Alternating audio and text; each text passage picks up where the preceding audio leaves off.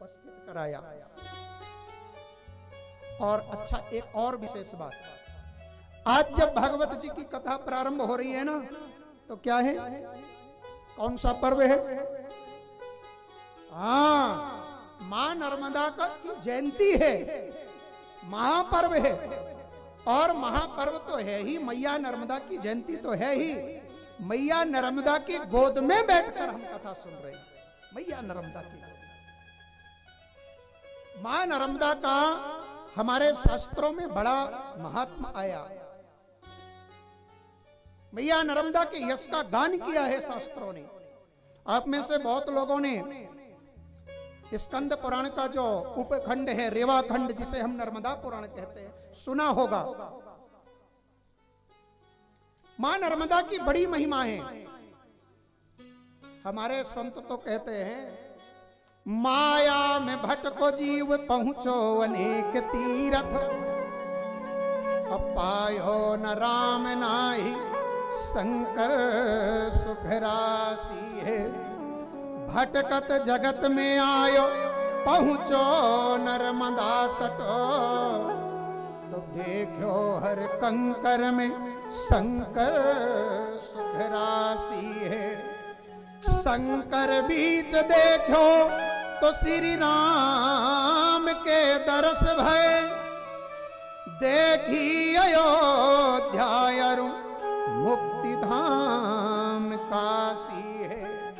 श्री राम के दरस से सब माया मोह दूर भयो, नर्मदा नहाए हमने काट दई जम की फांसी है।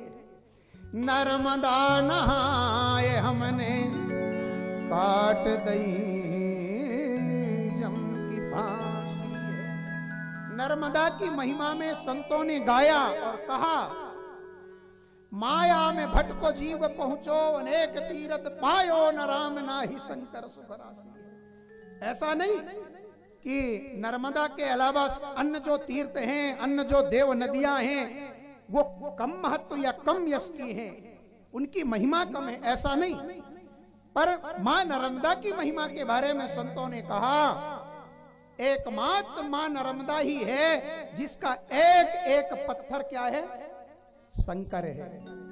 अच्छा, गंगा जी आप लोग गए होंगे, क्या गंगा जी के पत्थर को लाकर विष्णु के रूप में पूजते हो या शंकर के रूप में पूजते हो? नहीं पूजते ना। यमुना भी गए होगे, यमुना के पत्थर को उठाकर किसी देवी देवता के नाम से पूजते हो? नहीं पूजते हो। लेकिन मां नर्मदा में जाओ, वहां का पत्थर उठाओ और पत्थर उठाकर उसके प्राण प्रतिष्ठा की भी जरूरत नहीं। एक एक पत्थर मेरा भगवान भोलेनाथ है, एक एक पत्थर शंकर है, एक एक पत्थर। ये नर्मदा की महिमा है, ये नर्मदा की। आज आप में से बहुत से लोगों ने नर्मदा स्नान किया होगा। अच्छा, कितने लोगों ने किया? हाथ तो उठाओ। आज जितने लोगों ने मां नर्मदा में डुबकी लगाई है, बस हाँ लगाया।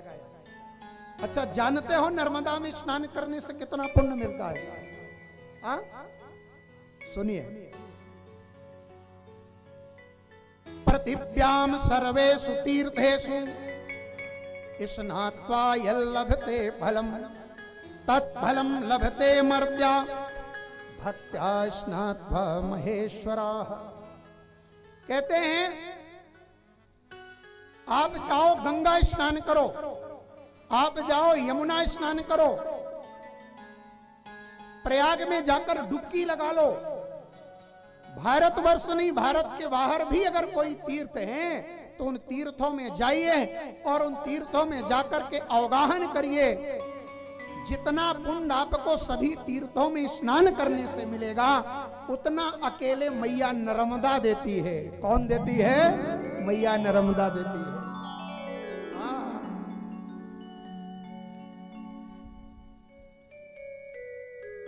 कहते हैं हम जैसे कलयुग के लोग ना, जब 7 बार या 7 डुबकी यमुना में लगाते हैं, कितनी? 7। एक डुबकी नहीं, जब यमुना में आप 7 डुबकी लगाओगे तब आपके पाप को यमुना धोती है। या 7 दिन तक जाके नहाओ, 7 दिन तक स्नान करो, तब यमुना आपके पाप को धोएगी।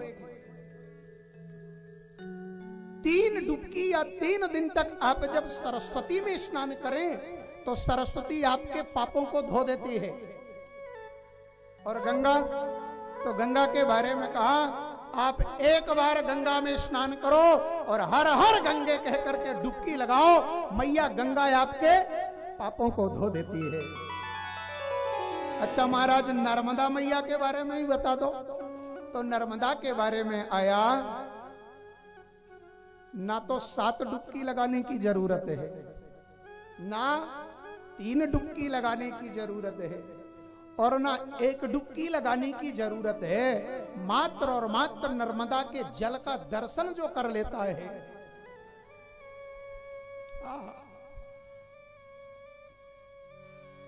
एक बार मात्र दर्शन जो कर ले रे बाबा, जल का दर्शन कर ले,